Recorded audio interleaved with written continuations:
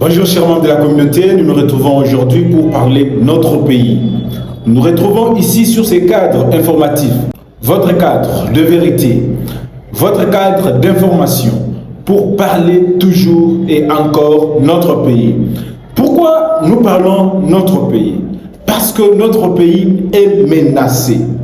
Nous ne cessons d'interpeller tous les Congolais à chaque fois que nous sommes sur ces cadres informatifs. Comprenez bien sûr sur notre plateau spécial, mais nous apportons notre plus afin que la conscience de tous citoyens congolais soit éveillée. Pourquoi? Parce que l'ennemi de la République démocratique du Congo ne dort pas. L'ennemi est éveillé et il veut à tout prix que les Congolais ne puissent pas retrouver la paix. Alors c'est à nous, peuple congolais, de pouvoir nous réveiller de la léthargie, de pouvoir faire les choses d'une manière claire, afin que nous puissions vraiment retrouver la paix qu'il faut. Chers membres de la communauté, c'est un cadre informatif. Ici, nous ne parlons pas individu. Ici, nous ne parlons pas d'unité. Ici, nous ne parlons pas des choses inutiles. Mais ici, on parle de notre pays. Nous vous informons et nous analysons des questions qui concernent toujours notre pays. Pour ce matin, bien sûr, 29 décembre 2025, presque à la fin déjà de cette année, parce que c'est dans 2 jours, 48 heures probablement, que nous allons entrer dans une nouvelle année. Et cette année, nous ne cessons de le dire, que cette année vous soit une année porteuse de bonheur, de joie et de paix. Surtout à l'est de notre pays, que cette année soit une année porteuse de paix. Parce que sans la paix, on ne peut rien faire. Sans la paix, on ne peut pas progresser. Pourquoi je viens de vous dire tout à l'heure que l'ennemi ne dort pas? Hier, à la présidence, on a neutralisé 4 RDF 1-23. J'ai dit bien 4 RDF 1-23. Et ils sont dans l'objectif de déstabiliser les institutions de la République démocratique du Congo. Ils veulent à tout prix avoir l'avis du chef de l'État. Ils sont là en train de planifier ce qu'ils veulent afin de pouvoir atteindre leurs objectifs. Mais nous ne nous laisserons pas aussi faire. Et il y a une chose que vous devez comprendre. La chose est que notre pays est actuellement gouverné normalement par Dieu lui-même. Parce que nous les hommes, avec toutes les planifications des hommes, quand je parle des hommes, donc ces ennemis-là, toutes leurs planifications, peut-être à cet instant on allait parler autre chose. Mais comme Dieu aime ce pays, il ne veut pas que ce pays puisse encore reculer. Il veut maintenant que ce pays puisse avancer. Tous les plans de l'ennemi sont démontés. Ils viennent avec des objectifs tels, mais Dieu les confond. Quand je vous parle là, il y a une neutralisation des 4 RDF M23 à la présidence de la République démocratique du Congo. Quelle a été leur mission? Toujours à la recherche de la vie du chef de l'État. Mais nous pouvons toutefois vous dire que, cher M23, cher Rwandais, vous avez menti pour cette fois. Vous avez blagué, ça fait longtemps. Mais cette fois, Dieu ne veut pas que les Congolais puissent souffrir. Dieu aime vraiment son peuple. Dieu aime les Congolais. La première information ce matin est que le porte-parole de FRDC, Sylvain Ekenge, a été suspendu par le chef d'état-major militaire. Quel est le motif de sa suspension? Le motif en est que le porte-parole de FRDC avait dit à la RTNC que si vous épousez une femme Tutsi, donc une Rwandaise, sa famille, la famille de la femme, va vous envoyer un monsieur et ils vous diront que c'est un cousin de la femme. Mais en réalité, ce n'est pas le cousin de la femme, c'est juste un monsieur qui viendra faire des enfants avec votre femme à votre propre place. Donc, le monsieur va faire des enfants avec votre propre femme. Ce qui est déplorable. Et lorsque le porte-parole des FARDC a tenu ce genre de propos, le chef d'état-major, pour lui, ça ne colle pas. C'est une discrimination. Moi, je pense que c'est dans les cadres des choses qui sont parties accepter que nous avions ici, en République démocratique du Congo, des tout petits Congolais. Et c'est dans ce sens-là que le chef d'état-major a suspendu le porte-parole des FARDC. Et le porte-parole des FARDC avait même allé plus loin pour dire que c'est comme ça que nous avons été infiltrés au travers les chefs coutumiers qui, de cette contrée-là, épousaient les femmes Tutsi et on les renvoyait. Le monsieur qui on surnommait cousin et autres ou frère. Et après, c'est ce monsieur-là qui continue à faire des enfants 100% Tutsi avec la femme qu'un chef coutumier de la contrée avait épousé, ou soit un homme d'affaires, ou soit un homme politique. Donc, c'est une complicité.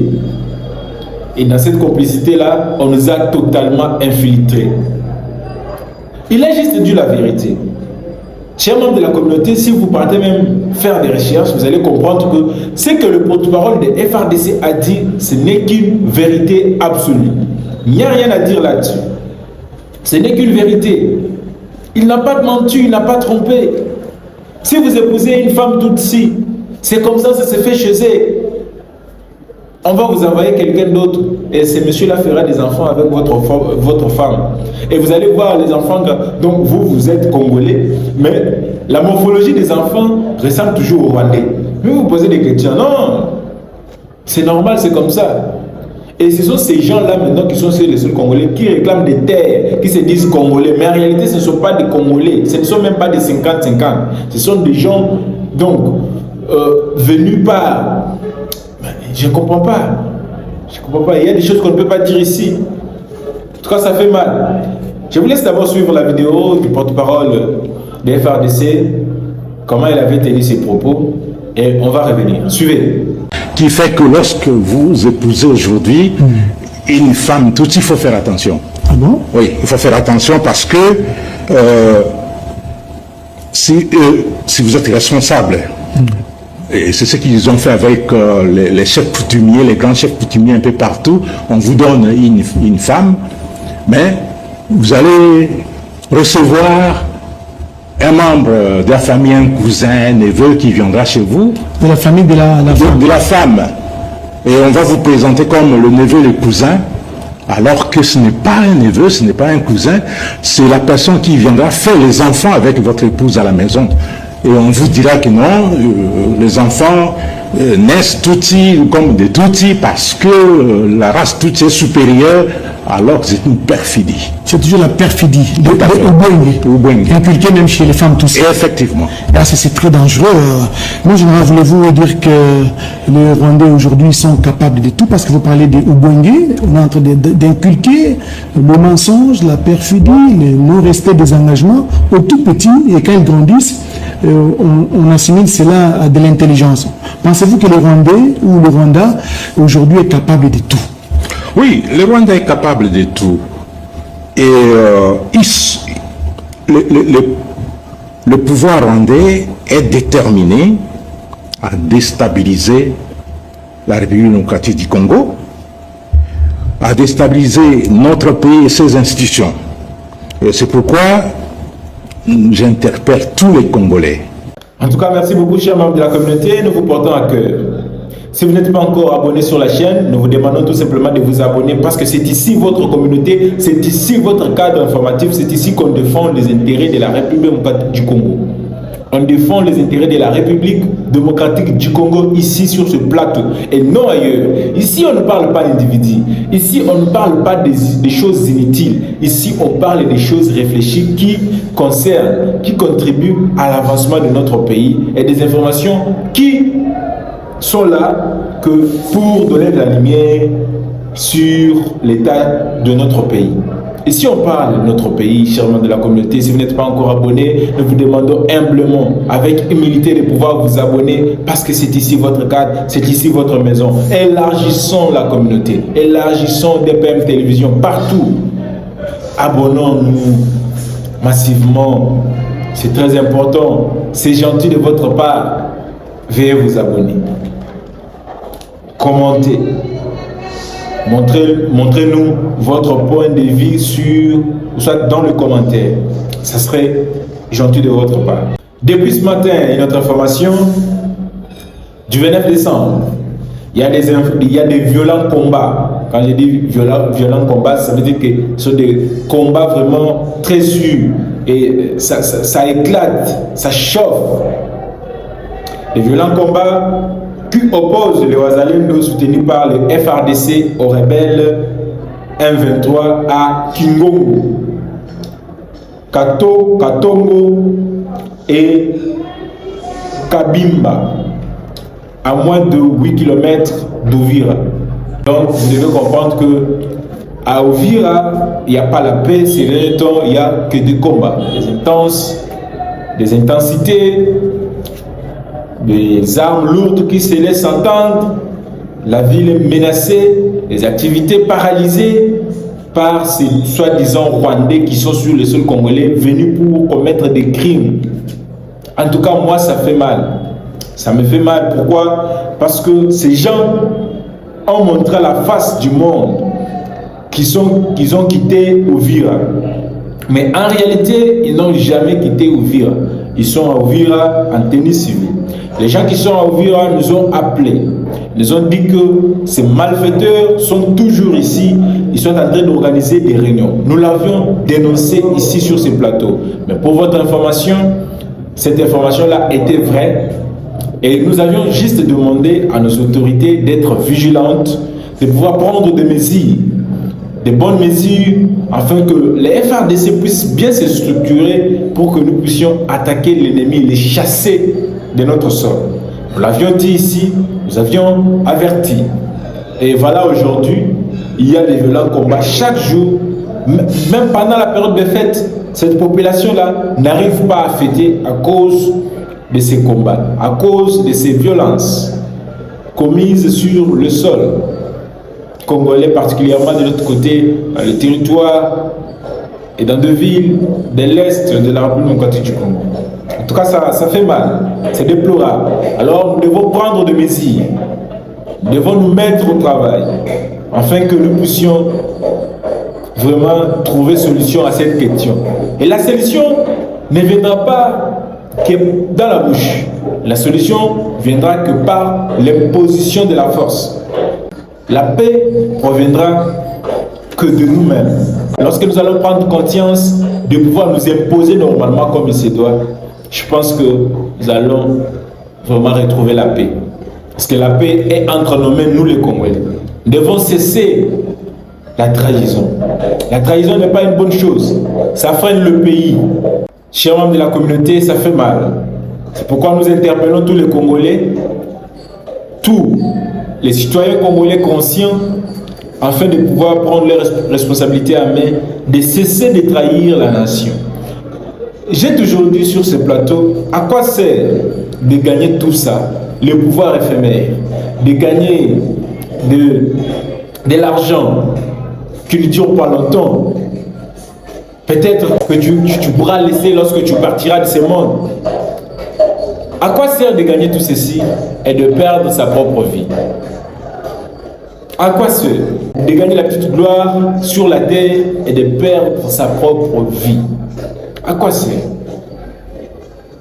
À quoi sert d'aller dans la rébellion, trahir son propre pays et ensuite perdre sa propre vie? Vous avez vu les cas de Magloire Palou. Aujourd'hui, personne ne parle de Magloire Palou. Il est oublié, il est dans les oubliettes. Je pense que ça doit être une leçon pour beaucoup d'entre nous. Parce que c'est très important de pouvoir en tirer une leçon. Que tout coule, tout passe, rien ne demeure. Aujourd'hui, Kabila est 18 ans après. Il est parti. Tout comme Tshisekedi aussi partira. Mais le pays, les institutions de la République resteront. Nous devons bien faire les choses pour la nouvelle génération, la génération à venir. C'est très important. Une autre information, fin de mandat. L'ambassadrice Lucie Tamler, une ambassadrice des États-Unis en République démocratique du Congo, a rendu visite d'adieu au président de la République, Félix Antoine Tshisekedi Tshilombo. Hier, le 28 décembre, à la cité de Loya, il a remercié pour ses efforts au service du partenariat stratégique entre la République démocratique du Congo et les États-Unis. Une bonne chose, elle a fait son travail, fait un mandat pour elle. Maintenant, elle doit se rendre aux États-Unis. Nous ne pouvons que la souhaiter de merveilleuses choses, et aussi pour cette fin d'année 2025 et pour la nouvelle année 2026. Cette ambassadrice a fait un bon travail et nous aussi, nous devons la féliciter. Chez membres de la communauté, il y a aussi une question, une dernière question. La question de Mobondo ici à Kinshasa. La question de Mobondo. Moi, je ne comprends pas notre armée. Je ne comprends pas. Ici, tout près de la ville, Mobondo. Mobondo a quelle force? Juste là. Mobondo a quelle force? Mobondo, je ne sais pas si c'est Mobondo. Mobondo là, ils ont quelle arme? Quel type d'arme Mobondo a pour que Mobondo puisse s'imposer, faire ce qu'il veut ici à Kin, mettre la population de cette contrée-là mal à l'aise, tant que nous avons presque tout ici. Un petit groupe comme ça crime. D'ailleurs, félicitations au FARDC parce que ils considèrent maintenant le Mobondo comme des terroristes. Et je pense que si on commence à prendre des choses à cet aspect-là, dans cette vision-là, on pourra mettre normalement du sérieux pour les traquer comme il se doit. Je vous laisse d'abord suivre cette petite vidéo et puis on va revenir. Que c'est un mouvement tout simplement terroriste. Pourquoi je vous dis que c'est un mouvement terroriste? Parce que vous avez vu, moi et vous, les atrocités commises par ces mouvements rebelles au village Nkana, au village Nkumankero et à certains villages le long du fleuve Congo où les femmes ont été non seulement violées, mais décapitées, où le corps humain a été morcelé tout simplement. Vous avez vu les images des dames qui ont eu la vie sauve, tout simplement parce que Mobondo est arrivé et a incendié le village. Mais avant d'incendier des maisons, des cases, ils ont pris l'initiative de récupérer toutes les dames qui étaient là, les enfermer dans la maison et mettre le feu. C'est tout simplement inacceptable dans un pays comme la République démocratique du Congo, un pays démocratique. Quand on appelle la RDC un pays démocratique, ça ne donne pas droit à ces voyous-là de marcher sous la loi de la République. On ne trompe pas la République chaque jour. Nous savons très bien, parce que nos services spécialisés sont en train de travailler là-dessus. Il y a déjà des rapports déjà donnés et d'autres rapports suivront bientôt à la hiérarchie militaire pour alerter non seulement l'armée, mais aussi les décideurs politiques que dans le plateau de Bateke, que dans la commune de Maluku, il se passe du terrorisme tout simplement. Et que tous ceux qui ont de belles paroles auprès du président de la République, auprès des autorités compétentes, c'est du flou. Je vous dis aujourd'hui, sans mâcher les mots, que c'est du flou. Nous avons des preuves et ce que nous venons de vous montrer, c'est tout simplement l'échantillon de ce qui se prépare dans cette partie de la République démocratique du Congo. Et à savoir aussi, votre armée, à travers les services de renseignement, est en train de travailler là-dessus pour établir les liens entre ces mouvements rebelles Mobondo et aussi avec d'autres mouvements rebelles à travers le pays. Et nous avons des informations, jusque-là des informations, de certains contacts entre les mouvements rebelles dans la partie est de la RDC avec ces mouvements Mobondo qui aujourd'hui essayent de déstabiliser les institutions de la République. Le danger est que la majorité de gens qui sont derrière Mobondo, je me répète, sont souvent derrière le président de la République. La journée, ils sont comme des agneaux. Et la nuit, c'est eux qui commandent les Mobondo. Merci beaucoup, chers membres de la communauté. C'est ici que nous mettons fin à notre émission. Nous vous disons sincèrement merci et nous vous souhaitons que de bonnes choses. Que cette nouvelle année vous soit une année merveilleuse, une année porteuse de grâce et de paix. Et c'est ici qu'on parle paix. Si vous n'êtes pas encore abonné, nous vous demandons tout simplement avec humilité de pouvoir vous abonner. Parce que c'est ici qu'on parle le pays. C'est ici qu'on partage. Si vous avez votre avis et que vous voulez nous le faire, faites-le dans les commentaires. Nous serons ravis de pouvoir partager avec vous. Chers membres de la communauté, de bonnes choses à vous. Bonne fin de l'année 2025. On se retrouve à la prochaine. Au revoir.